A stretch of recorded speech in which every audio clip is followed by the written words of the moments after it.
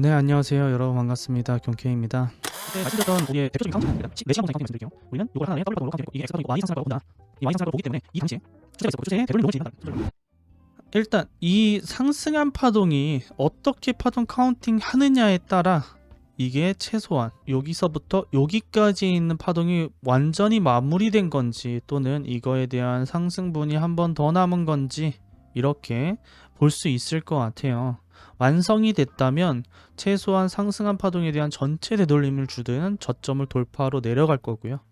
그렇지 않다라고 한다면 Y의 연장선으로 한 번 더 상승 이후에 빠지는, 그래서 여기까지가 한 파동이 마무리되고 재차 한번 내려갔다 상승하든 저점을 돌파하든 이러한 파동이 나오겠죠. 근데 중요한 건 한 번 더 올라가면 우리가 돌파해선 안 되는, 그러니까 숏을 보기 위해서 돌파해선 안 되는 786을 상방 돌파하게 됩니다. 그렇게 되면 또 문제가 있겠죠. 만약에 숏을 탄다는 가정하에는 일단 중요한 건 이 소파동이 파동 카운팅을 해봤을 때 저번 방송에서도 말씀드렸지만 임펄시브하지 않아요. 이거 누가 봐도 그렇죠. 임펄시브하지 않기 때문에 우리는 두 가지 파동 카운팅을 해볼 수 있습니다. 당연히 이 두 가지 파동 카운팅은 이 W 파동을 하방 이탈을 했기 때문에 조금 더 가능성이 높다라고 생각을 해서 두 가지를 선택을 했어요. 그 이유는 이 첫 번째 카운팅은 상승하는 파동이 너무 복합적이게 나왔고 그리고 기간적인 파동을 보였다. 그러면 W 파동이 가격적인 면을 보였고 가파르게 올라왔죠. 그리고 나서 되돌림 파동이 있었고 그 이후에 Y 파동은 기간적인 면을 보였다면 하나의 사이클로 볼 수는 있다. 이게 하나의 근거 중에 하나예요. 그러니까 교대 법칙을 통해서 가격 조정이 있으면 기간 조정이 있고 또 얘가 기간 조정이 있으면 가격 조정이 있는 그런 교대 법칙의 근거하에 최소한 이 추세를 하방 이탈을 하게 된다면 이 여기서부터 여기까지 있는 파동은 하나가 마무리됐을 수 있다 라고 볼 것 같아요. 그러면 그거를 첫 번째로 가져간 상태에서 즉 이렇게 보고 있다는 거죠. 여기서부터 여기까지는 우리가 예측했던 것처럼 나왔고 Y 나왔기 때문에 들고 있던 롱에 대한 익절을 했겠죠. 그렇다면 이게 한 파동으로 보고 요거에 대한 되돌림이 시작은 이 추세를 하방 이탈을 하면서부터 생각을 할 것 같아요. 중요한 건 여기서 첫 번째 카운팅은 이렇게 카운팅을 하고 이거에 대한 되돌림을 보고 있는 거예요. 근데 두 번째는 뭐냐면 추세를 이탈을 했는데 살짝 내려갔다 다시 올라가 이렇게 되는 경우가 있습니다. 그건 뭐냐, 여기가 Y 파동이 끝나지 않고 불규칙 파동을 확인해 볼 수 있습니다. 러닝 플랫을, 불규칙 파동은 W 또는 B 파동에 대한 확장값으로 봤을 때 1.618이 넘지 않는다는 선에서 나오는 B 파동을 얘기를 하고 그 이후에 Y 또는 C가 추세 기반 피보나치를 통해서 1.13에 도달하는 것을 불규칙 파동이라고 합니다. 이 구간이죠. 그래서 이 한 파동이 아직 이 상승에 대한 충격 파동 이후에 대한 조정 파동이 아직까지 진행이 되는지 또는 아까 말씀드렸듯이 한 파동이 마무리되고 내려오는 파동으로 카운팅이 되기 때문에 올라오면 공통적인 숏이 나올 거고, 그리고 그뿐만 아니라 들고 있던 롱은 그래서 익절을 해야 될 라인이다 라고 말씀드린 거예요. 왜냐, 고점이 넘기게 되더라도 재차 내려오게 되면 원래는 보통은 조금 더 올라가기 마련이에요. 근데 그렇지 않고 다시 W 파동에 대한 고점을 하방 이탈을 한다는 건 이 한 파동이 불규칙 파동으로 이어질 수 있다. 그래서 러닝 플랫 또는 익스펜딩 플랫을 봐야 된다. 이게 두 번째 파동 카운팅입니다. 그래서 첫 번째 또한 전체 되돌림을 줄 가능성이 있고 두 번째 또한 전체 되돌림이 아니더라도 이렇게 불규칙 파동으로 볼 수 있다. 그렇기 때문에 공통적인 숏이 나올 자리고 내려오게 되면 롱을 진입해 볼 필요가 있다. 그 롱에 대한 건 상승 파동에 대한 되돌림이 끝났으니 상승으로 간다. 그렇게 되면 786을 무조건 넘겠죠. 그럼 전고점을 넘기는 파동으로 만들어낸다. 이렇게 볼 수 있습니다. 그 말은 즉 만약에 불규칙이 나온다면 두 번째 파동 카운팅이 불규칙 파동이 나온다면 786을 무조건 넘긴다는 뜻이겠죠. 그렇게 되면 전고점을 넘긴다는 뜻이고 전고점을 넘긴다는 건 한 85,000 라인까지는 충분히 올라갈 수 있다라는 거. 까지 도출해낼 수 있겠죠. 그렇다면 우리는 되돌림의 롱을 좀 잘 받아볼 필요가 있겠죠. 다만 지금은 아직까지는 단기적인 하락은 나올 수 있는 자리이기 때문에 숏을 볼 수 있다. 그래서 단기 매매는 숏을 보고 좀 중장기 매매는 롱을 한번 봐보자. 다만 롱이 손절이 나가는 자리, 러닝 플랫에 손절 나가고 또 이스펜딩 플랫에 손절이 나갔다라고 하면 전 저점을 뚫러 가겠죠. 그러니까 롱은 2번 손절이 나가는 거예요. 숏은 이미 들고 있거나 또는 되돌림이 줘야지 타기 때문에 지금 자리는 애매합니다. 그래서 이렇게 본다면 장기적인 건 일단 롱을 바라보자. 내려오면 롱을 한번 진입해보자. 지금 당장 말고요. 만약에 바로 올라간다면 추세를 지키고 올라간다는 거겠죠. 그럼 추세 손절에 롱 타보는 건 나쁘지 않습니다. 왜냐하면 손절이 가깝기 때문에. 요 롱은 괜찮아요. 근데 그전엔 좀 내려왔을 때 진입해보는 게 좋을 것 같고, 그렇지 않다면 일단은 단기적으로 내려올 때까지는 숏이 나올 수 있다. 그리고 그 이후에는 만약에 불규칙이 완성이 된다면 전 고점을 넘기는 파동이 나올 거다. 이게 전반적인 큰 파동에 대한 4시간봉, 시간봉에 대한 시나리오입니다. 그럼 여기서 두 가지의 파동 카운팅이 큰 파동으로 나왔고, 그럼 소파동상으로 봐야겠죠. 그럼 15분봉으로 보도록 하겠습니다. 15분봉으로 본다면 아까 말씀드렸듯이 이 상승은 임펄스가 아니다. 뭐 리딩 다이고날 뭐 대충 하면 뭐 될 수도 있겠는데, 그럼 요것도 임펄스 카운팅이 돼야 되는데 쉽지 않겠죠. 그래서 불가능할 거라고 보고 불규칙을 보는 겁니다. 그렇게 되면 지금 현재 이 파동, 내려오는 파동이 중요하잖아요. 내려오는 파동이 단기적인 상승이 있을 파동인지 또 재차 하락하는 파동까지 만들어내겠죠. 왜냐면 추세를 깨니까. 이게 마지막 자리예요. 그렇기 때문에 지금 기간적으로 많이 어떻게 보면 요만큼 내렸는데 RSI 상으로는 시간봉, 4시간봉도 마찬가지지만 잘 녹이고 있어요. 그러니까 상승하기 위해서 좀 잘 만들어주고 있긴 합니다.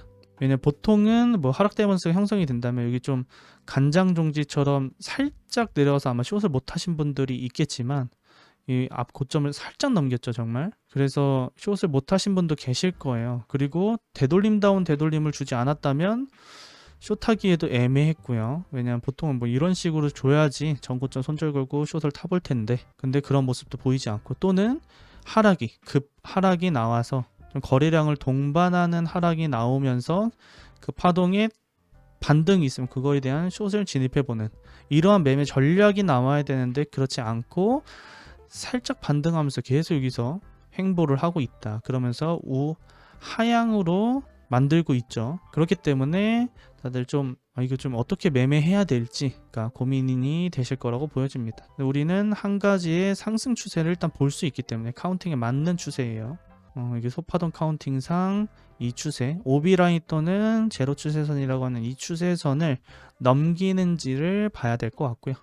넘기게 되면 일단 15분 봉상으로는 상승 다이버스가 걸리지 않아요. 그러니까 바로 꼬리 이렇게 많은 건 괜찮아요. 여기를 지키면서 꼬리 많은 건 괜찮은데 그렇지 않으면 밑에서 좀 빠져서 밑에서 걸릴 수 있습니다. 이렇게 만들어주면 가장 좋은 건 우리 불규칙 파동이었을 땐 좋습니다. 러닝 플랫 자리가 만들어져요. 그렇기 때문에 소파동상으로는 아직 X다운 X는 나오지 않았어요. 그리고 5분봉 카운팅 해보면 중간에 불규칙 파동이 있기 때문에 여기에 러닝 플랫이 하나 있습니다. 그래서 파동 카운팅상 이렇게 봐야 돼요. Y에 대한 연장선이었을 때 또는 ABC라고 한들 이렇게 ABC 파동이 나오고 메인 파동이 이렇게 본다면 빨간색 파동으로 본다면 이 구간까지는 괜찮습니다. 요 추세까지는. 근데 넘게 되면 상승 다이버스가 사라집니다. 쭉 빠져요. 그렇지 않다면 여기서는 반등을 만들어서 X는 만들어야 될, 최소한 내려온 파동에 대한 되돌림을 줘야 될 라인이라고 보긴 합니다. 그렇다면 여기가 손익비가 좋은 자리죠. 그래서 15분봉으로 봤을 때는 공통적인 롱이라고 얘기할 수 있죠. 그래서 그 부분을 챙겨 가실 수는 있다로 보여집니다. 아직 추세는 지키고 있으니까요. 아무튼 15분봉은 그렇고요. 만약에 5분봉까지 보게 된다면 그렇게 이쁜 파동이 아니에요. 여기 내려온 모습만 봐도 기간 조정을 계속 만들면서 내리고 있어요. 그래서 RSI가 충분히 녹으면서 내리고 있어서 상승 다이버스가 작은 분봉에선 계속 걸릴 겁니다. 지금 보면 계속 걸려 있어요. 이 저점부터 또 요렇게는 히든 상승 다이버스가 걸려 있고, 보시면 이렇게 되어 있죠. 가격은 올라갔는데 RSI는 내려가. 히든 상다.